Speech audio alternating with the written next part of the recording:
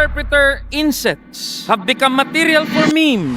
Ginagaya ang kanilang kilos. Ginagawang parang TikTok dance o simpleng katatawanan ang isang lehitimong wika at propesyon. Hindi harmless joke ang ganitong pagtrato. And we have to ask, anong proteksyon ang mayroon ng interpreter laban sa ganitong klase ng harassment at diskriminasyon? Sa bawat court hearing, medical consultation at emergency response, may manggagawang kailangang magtulay sa pagitan ng deaf Filipino at ng institusyong dapat maglingkod sa kanya. That worker is a Filipino Sign Language interpreter. Ngunit nananatiling largely undervalued, underprotected ang ating mga FSL interpreter. Interpreting is not simply translating words. Ito ay highly skilled and demanding work. At may kapalit po ito sa kanilang katawan at kalusugan. Repetitive strain injuries at chronic pain sa kamay, braso, balikat at likod. Nag-i-interpret sila sa mga kaso ng karahasan, trauma at iba pang sensitibong sitwasyon. Yet many have little or no access to appropriate mental health support. At may isa pang problemang naging mas lantad nitong mga nakaraang taon. During the pandemic, as government briefings, news broadcasts moved online, FSL interpreters became more visible to the general public. Pero kasabay ng visibility ang mas lantad ding diskriminasyon. Interpreter insets have become material for memes. Ginagaya ang kanilang kilos. Ini-edit ang kanilang mga mukha at kamay at ginagawang parang TikTok dance o simpleng katatawanan ang isang lehitimong wika at propesyon. Hindi harmless joke ang ganitong pagtrato. Kaya hinihikayat po ng Kamanggagawa Party List ang Kongreso at mga kinauukulang ahensya na bumuo ng isang komprehensibong programa para sa professionalization, protection, and development of the FSL interpreting workforce. Una, kailangan nating magkaroon ng malinaw at inklusibong national competency and certification system. Ikalawa, dapat suportahan ng TESDA, SHED at iba pang kinauukulang ahensya ang expansion ng quality training kasama ang suporta sa deaf relay interpreters at iba pang specialized services. Ikatlo, there must be sufficient plantilla positions. Hindi maaaring on-call lamang ang interpreter kung permanente ang pangangailangan ng deaf Filipinos. Ikaapat, kailangan magtakda ang DOLE ng labor standards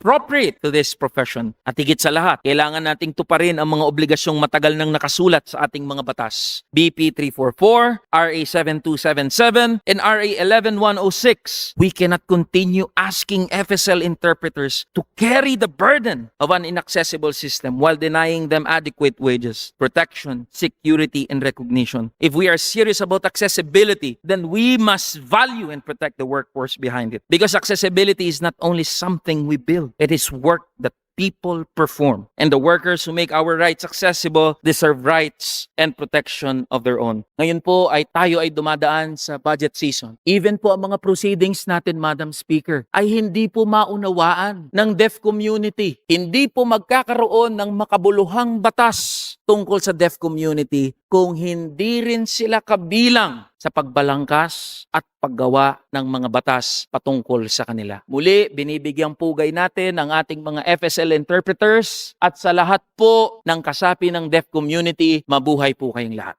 Tara na, kamanggagawa.